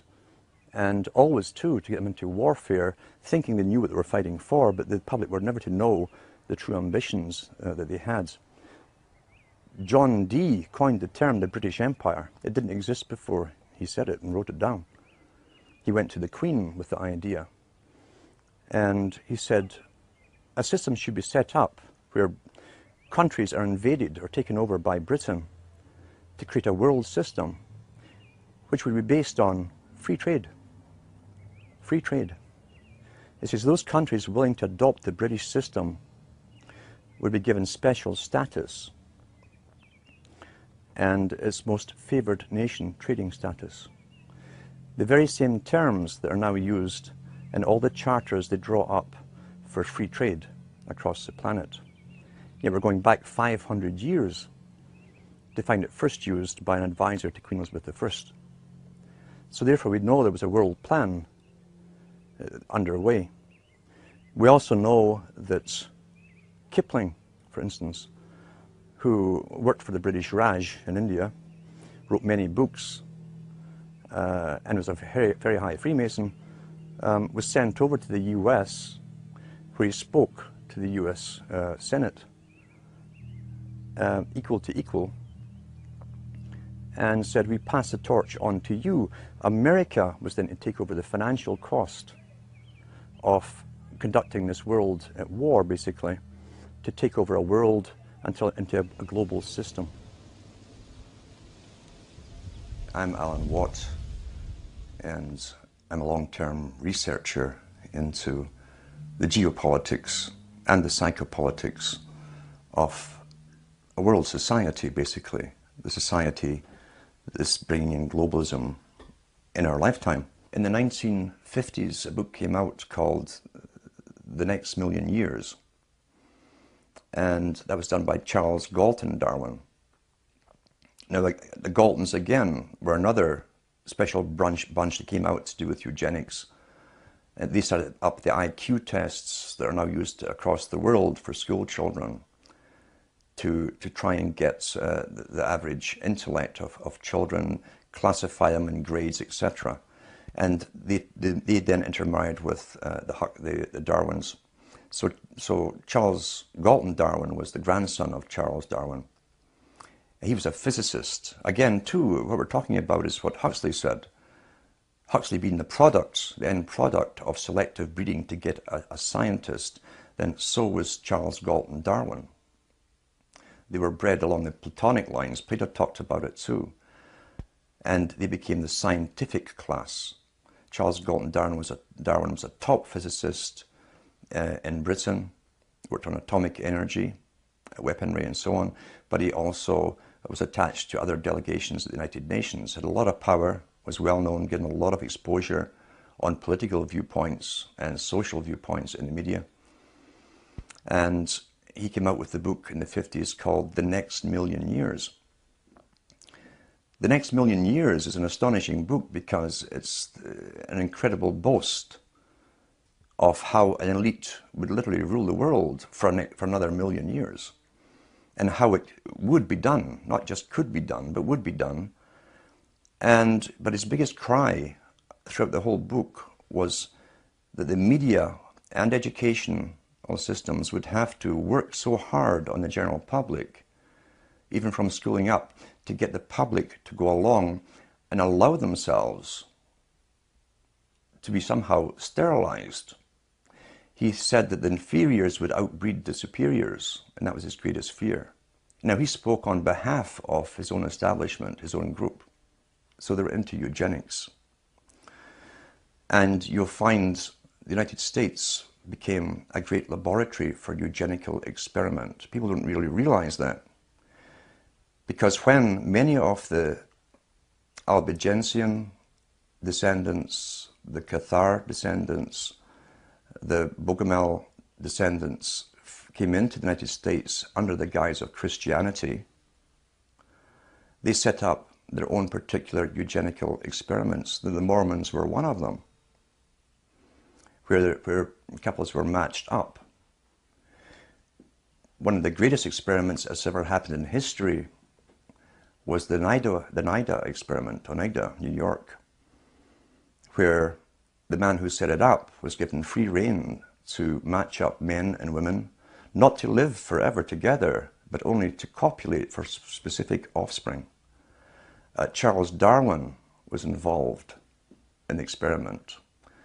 The newsletter that the Oneidas set out went to also the Huxleys. H.G. Wells came over at the latter end for visits to it as well. It was one of the greatest eugenical experiments ever carried on under the protection and the guise and the rights of protection of Christianity. That's how they got away with it. And the man, Noyes, who was in charge of it, was a high Mason. His cousin was Hayes, who became the President of the United States. So big people were backing this experiment in eugenics through the latter part of the 1800s into the 1900s. What did they hope to gain? How can we bring this into the Council on Foreign Relations and the Royal Institute for International Affairs, or the writings of, say, Huxley's or Darwin's even? Well, they believe, and they believed by Darwin's time, that all of the people who had the right stuff to excel in life, to acquire wealth, good, intellect, property, and keep a hold of it through generations, had already been born. Therefore, anything that came after Darwin was just chance, perhaps, or luck. Therefore, all the elite families were already established. There would be no more elite families. Everyone else married in common because they did not have their wives or their husbands picked for them. They were not mated up for eugenical reasons. They were called commoners. We find the same expression coming out today with the new term for eugenics. They call it bioethics. And the bioethicists are saying that those people, the common people, have junk genes. It's another slander on the public, you see. Meaning you have all these weird, erroneous genes because none of you down through the generations were specifically married up for specific reasons. Whereas you go into the line of, or the lineage of Darwin, and the Darwin family and many other families of his time were already only breeding into one other family for generations. And the Darwins, for about 5 generations that we know of, by records, birth records, and marriage records, only married into the Wedgwood family, the big pottery conglomerates. And when Charles Darwin's first wife died, he married his mother's sister, who was a Wedgwood as well. The problem with this incredibly close inbreeding, and I should say too, the Huxleys were also descended from Darwin too. You'll find contacts there, and their wives. How many of these families, these wealthy elite families, were actually into inbreeding in this fashion, this close inbreeding, we'll never really know. Maybe one day they will publish it. But I know that Ian Taylor came out with an excellent book on Darwin called Darwin and the New World Order, where he documented the lineages of at least the Darwin family to do with the Wedgwoods. And as I say, the unfortunate thing of such close inbreeding is you can have, if there's a dominant gene there prone to a specific illness or disease, it tends to be passed on. And I think that with genetic research, they hope to overcome the problems they've had with such close inbreeding for themselves. But genetic research will not be used for the benefit of the rest of humanity, even though it's our tax money that's going into and has been going into the research for so long. All geneticists are eugenicists because it starts off in your first course to do with eugenics, superior and inferior types. Therefore, at the start of their training at university, they become true believers in eugenics to begin with. We've been told that the double helix in the genes and so on wasn't discovered until Watson came along around the 70s or so. And that they'd always suspected that there were things called genes.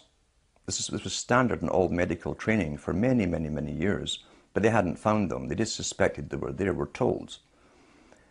But yet, if you go into the writings of the greatest mathematician that the Royal Society could produce, called Rutherford, he's the guy they sent off abroad to do the equations for the pyramids and so on, for the Royal Society.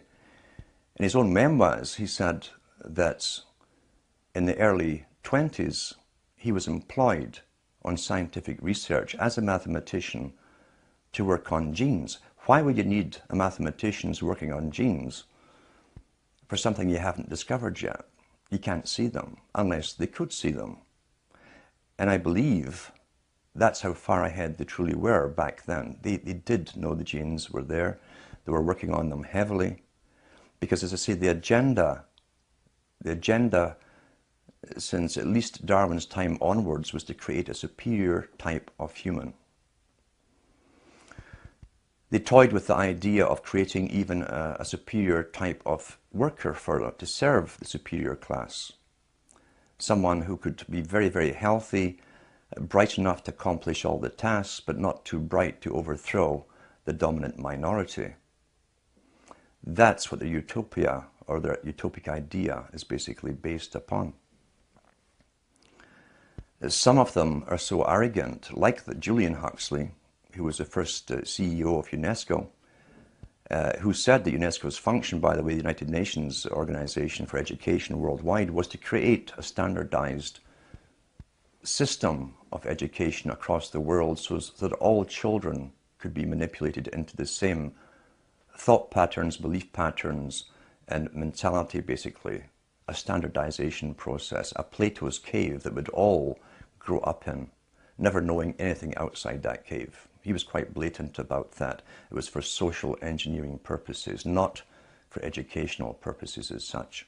Now, eugenics goes back, as I say, into the most ancient times. All kings and queens were mated up for their supposedly inherited traits as leaders and even as gods by the priesthoods, who kept records of the traits, the physical and mental personality traits of offspring of these unions.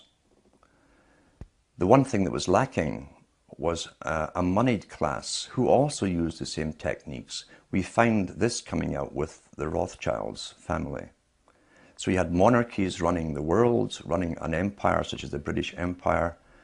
All you needed now was the moneyed system to go along with it. We find the Rothschilds worked on the same principles as monarchies. They intermarried each other to keep the same intellects, abilities, and so on going. With the Rothschilds, we find they only marry their nieces, their immediate nieces, down through the generations. We find Benjamin Franklin, very interesting man long before this, again, high Freemason.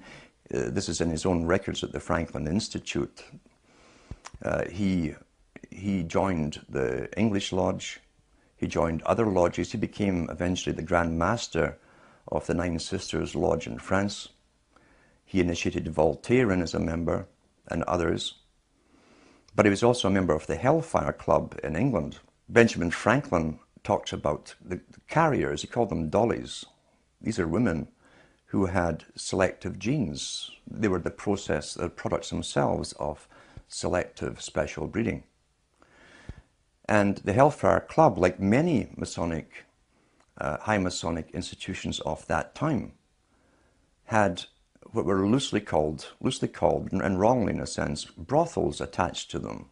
But it was also a cover because the special carriers, or dollies, and dollies, the term that Franklin himself coined, is still in use today.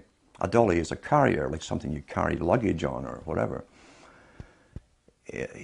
Basically, he said that those who were worthy to go on and breed with these particular women, who were of noble birth, most of them, would have the pleasure of having the offspring, knowing they had the offspring, and the offspring was guaranteed a life of high exposure in science and perhaps leadership in the world. Madame Bouvier was the one he was talking about initially at the Hellfire Club in High Wycombe, London. And Madame Bouvier's descendants still live. There's two of them in France today. And the other one was Jackie Kennedy.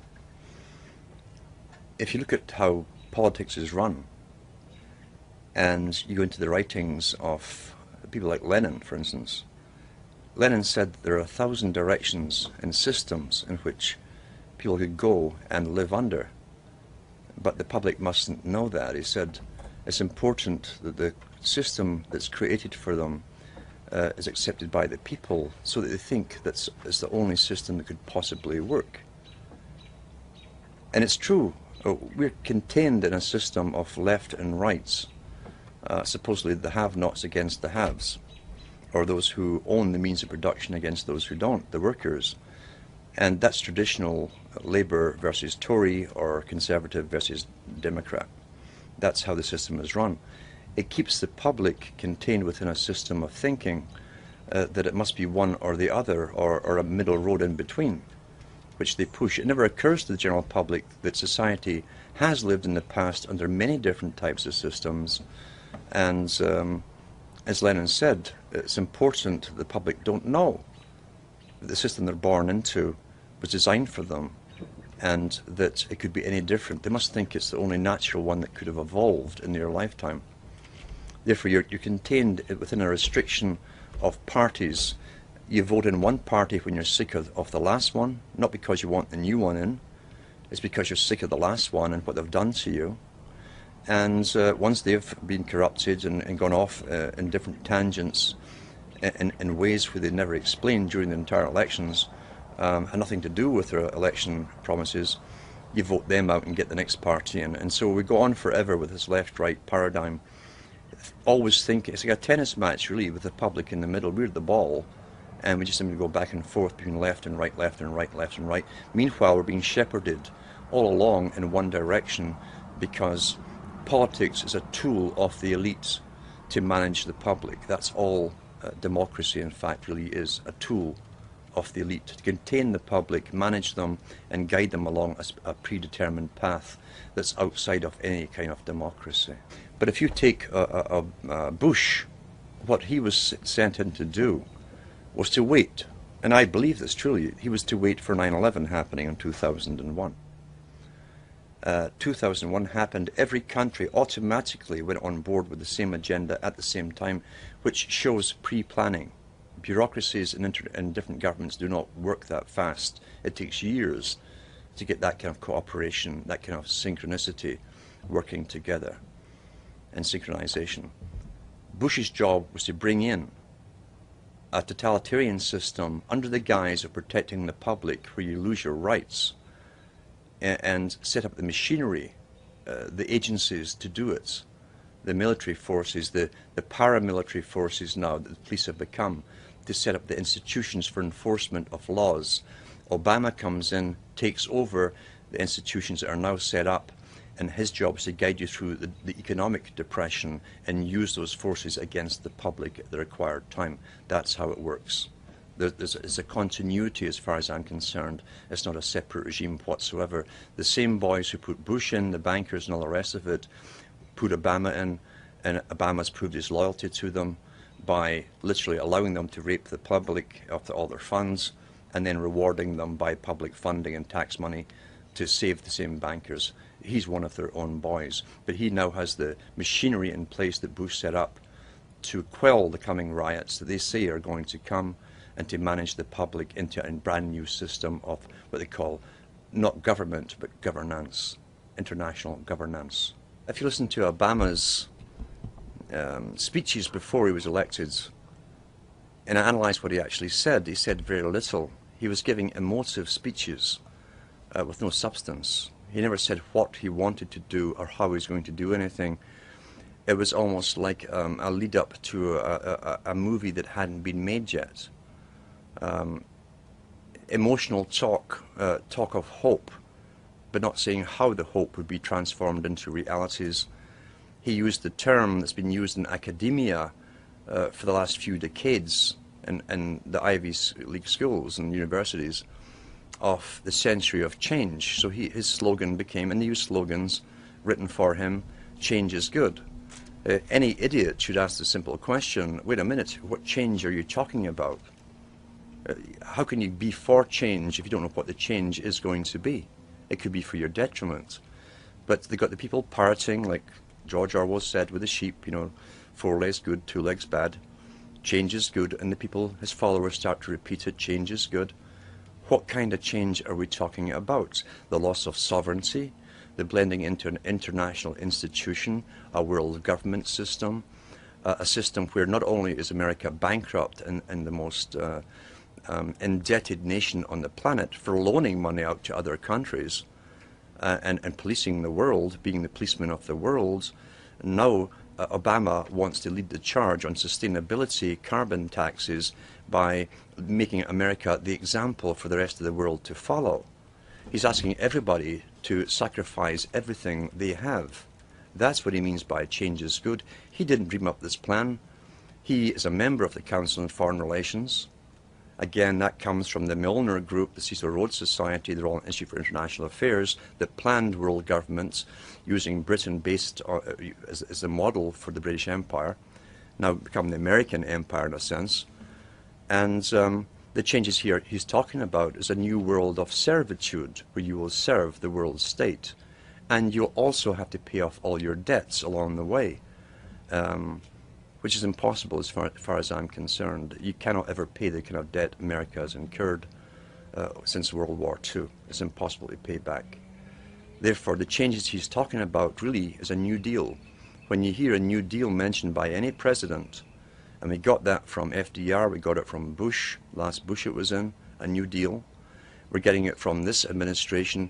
That's a legal admission from the leader of your country of a new system. A New Deal is literally a new system. The first system was the Constitution. You got an updated system with FDR as government became incredibly big and centralized. And now you've got a New Deal under the guise that change is good. Who planned the change? It wasn't the people who planned the change. Who will benefit will not be the people. It's the world of sustainability, Mr. Rockefeller, the population reduction plan. Those who will go into the future will be those who are necessary for the future's maintenance, and those who are simply obsolete, the useless eaters, will have to perish and die off. It's as simple as that. This generation today, the ones who are alive today, we are the generation that's going through the biggest changes in history, according to even Rockefeller himself, since the Industrial Revolution. It's the end of one phase of a long-term plan. And out of this comes a new world order. As Mr. Brown said, the Prime Minister of Great Britain said at the G20 meeting recently, it's a new world order. A different order from the previous one, where people technically were working for themselves, would choose their own employment and so on. The new world order is a planned system, a planned economy, a planned population. So it's up to us. It's not up to the next generation to change this. We're the only ones who can possibly do the changing. And it's either really the rights to go into an uncertain future, which is what life should really be, where we decide for ourselves where we want to go individually and collectively, or allow ourselves to be dumb animals, creatures who are guided by those who have decided they are the masters of our destiny, and allow ourselves gradually to be sterilized, killed off, used for the last part of their agenda and their wars, and then cast off. Many people will love socialism. They enjoy being guided, and they enjoy their bosses running the world for them. But it's up to those who like freedom, personal freedom, which also entails uncertainty of where we're actually going to go.